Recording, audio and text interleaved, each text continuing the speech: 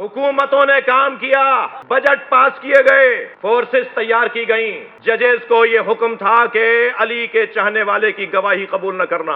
عدالت میں جب اس سے پوچھا جاتا تھا نام بتاؤ جو گواہی دینے آتا تھا، اور اس نے اگر نام بتا دیا جو نام علی، حسن، حسین، جعفر، طالب، تو کہتے تھے کہ ہم مجبور ہیں، تمہاری گواہی نہیں لے سکتے، تم اہل نہیں ہو گواہی کے۔ بھائی میں کیوں اہل نہیں ہوں گواہی کا؟ کیونکہ تمہارا نام ہی جب اہل بیت کے نام پر ہے تو تمہارے دل میں بھی اہل بیت ہوں گے۔ نکال دیا جاتا تھا عدالتوں سے، گواہیاں قبول نہیں تھیں۔ 80 سال تو اسلام کی تاریخ کا، میں لفظ بہتر کروں، مسلمان کی تاریخ کا، اسلام کی تاریخ اور ہے، مسلمان کی تاریخ اور ہے۔ ناراض نہ ہو جائیے گا مجھ سے، اسلام کی تاریخ اگر پڑھیں گے تو وہ کچھ اور ہے، مسلمان کی تاریخ پڑھیں گے وہ کچھ اور ہے۔ مسلمان کی تاریخ میں جبر ہے، زیادتیاں ہیں، ظلم ہے، ڈکٹیٹر ہیں، جابر ہیں، ظالم ہیں، اپنی پسند کی خاطر، اپنی خواہش کی خاطر کسی کو مروا کر اس کی زوجہ سے عدت میں عقد کر لیتے ہیں۔ 2 گھونٹ شراب نہیں، گھڑے بھر بھر کے شراب پیتے ہیں، اور نماز بھی فجر کی 4 رکعت پڑھا کے کہتے ہیں اگر کم پڑھائیے تو اور پڑھا دوں۔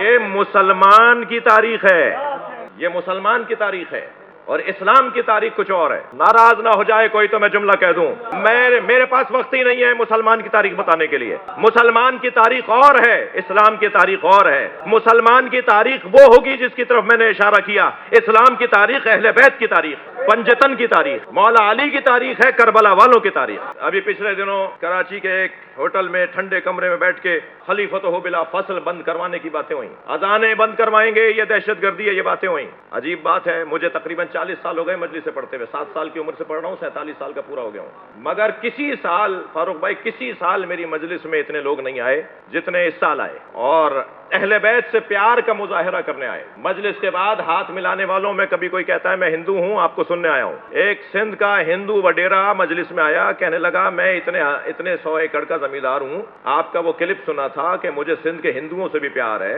کیونکہ سندھ کا ہندو بھی عالی مدد بولتا ہے، تو آپ کے اس جملے نے ہمیں جیت لیا، اور اب میں نے پورے خاندان میں کہہ دیا ہے کہ ہمارے ہاں جو بچے پیدا ہوں گے ان سب کا نام علی پہ رکھیں گے۔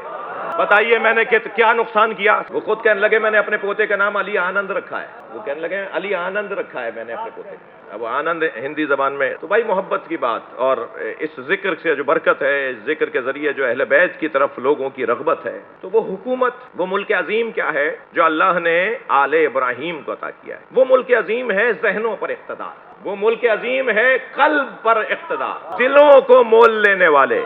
آمادہ ہیں تو مثال دے دوں، حضرت یوسف کے بھائیوں نے بابا سے قرب حاصل کرنے کا طریقہ یہ جانا کہ یوسف کو قتل کر دیتے ہیں، جب یہ رہے گا ہی نہیں تو بابا ہم سے پیار کریں گے، یعنی محبت کسی کے دل میں ڈالنے کا انہوں نے کسی کو قتل کرنا سمجھا۔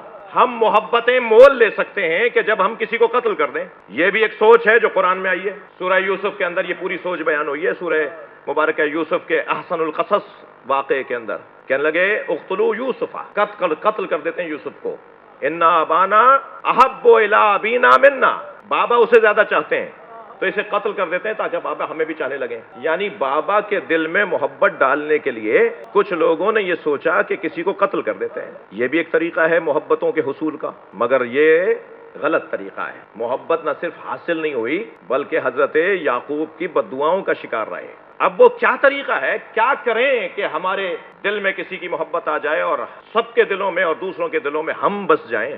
اپنے اوپر، آپ کے اوپر رکھ کے بات کر رہا ہوں نا، وہی قاعدہ اعلیٰ ترین میں صداقوں کے لیے بھی ہے۔ کیا کریں کہ لوگ ہم سے محبت کرنے لگیں؟ کیا کریں یا کیا ہو کہ کوئی کسی سے محبت کرنے لگے؟ اب وہ قاعدہ قرآن نے دیا ہے، ان الذین آمنوا وعملوا الصالحات۔ ایک آیت دوسری آیت کی تفسیر کرتی ہے نا، ایک آیت کو پڑھ کے دوسری آیت کو جوڑ دیجئے، آیت روشن ہو جائے گی۔ ادھر آیت ایک کہہ رہی ہے کہ بھائی کو مارو تاکہ محبت بابا کی لے لیں، ادھر دوسری آیت کیا کہہ رہی ہے؟ ان الذین آمنوا وعملوا الصالحات، جو صاحبان ایمان اور صاحبان کردار ہیں، سیجعل لہم الرحمن ودا، لوگوں کے دلوں میں اللہ ان کی محبت ڈالتا ہے۔ تم اپنا ایمان پکا کرو، کردار صاف رکھو، اللہ تمہاری محبت دلوں میں ڈال دے گا۔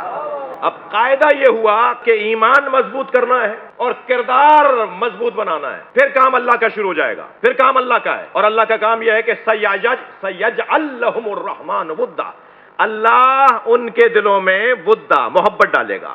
قرار دے گا سب کے دلوں میں محبت. میں اور آپ اگر با ایمان ہو جائیں، با کردار ہو جائیں تو ہماری محبت لوگوں کے دلوں میں آ جائے.